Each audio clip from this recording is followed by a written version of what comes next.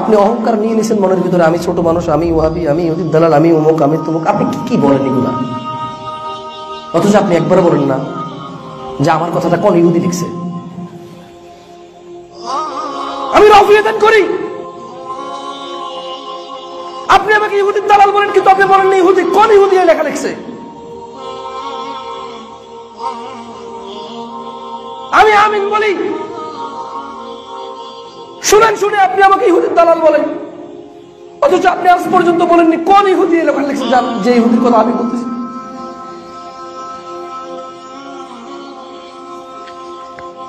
আমি তাশাহুদে বসে আঙ্গুল নাড়ি, আপনি বলেন আমি ইহুদির দালাল।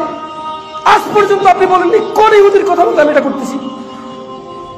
ওই ইহুদির নাম বলেন যে ইহুদির কথা বলতে আমি এটা করতেছি। মাদ্রাসা থেকে বের করে দেন, মসজিদ থেকে বের করে দেন, অথচ কোন ইহুদির কথা মতে করতেছি বললেন না। আজ পর্যন্ত বললেন না। কোন নবী আপনাকে সালাতের পরে সম্মিলিত মোনাজাতের আদেশ দিয়ে গেছে? কোন নবী? তার নাম কি? নাম বলেন ওনার।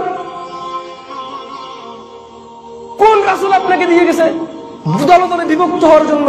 আলাদা আলাদা সবাই আলাদা হয়ে যাবেন, টুপির নামে, পাঞ্জাবির নামে, গানের নামে, বাদ্যের নামে। নাম বলেন ওই নবীর। মুহাম্মদ সাল্লাল্লাহু আলাইহি ওয়াসাল্লাম তো এরকম বলেননি।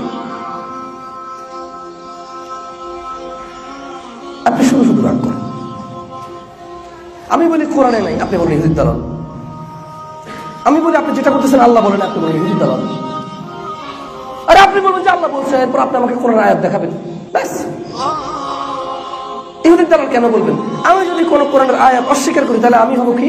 কাফের। কি হব? ইহুদির দালাল কেন হবো ভাই? ইহুদির দালাল কোরআনের সাথে ওর কাম কি? একটা ইহুদির কোরআনের সাথে কাজ কি? সে তো ইহুদির সাথে আগে থেকে কোরআন অস্বীকার করেছে। আপনি বলেন ইহুদির দালাল কেন হইলে? কেউ মুসলমান যেহেতু নাম অস্বীকার করলে সে কাফের হবে, মুরতাদ হবে। ইহুদির দালাল কেন হবে? আপনি একটা আয়াত দেন যে আয়াতটাকে অস্বীকার করা হচ্ছে এখানে। বরঞ্চ এমন হাজার আয়াত আছে, হাজার হাদিস আছে যেগুলো সম্পর্কে আমরা আপনাদেরকে বলেছি, আপনারা ভ্রুক্ষেপ করেননি। আল্লাহর এরকম হাজার আয়াত আছে যেগুলো সম্পর্কে বললে আপনি কখনো কানে নেননি। কেন?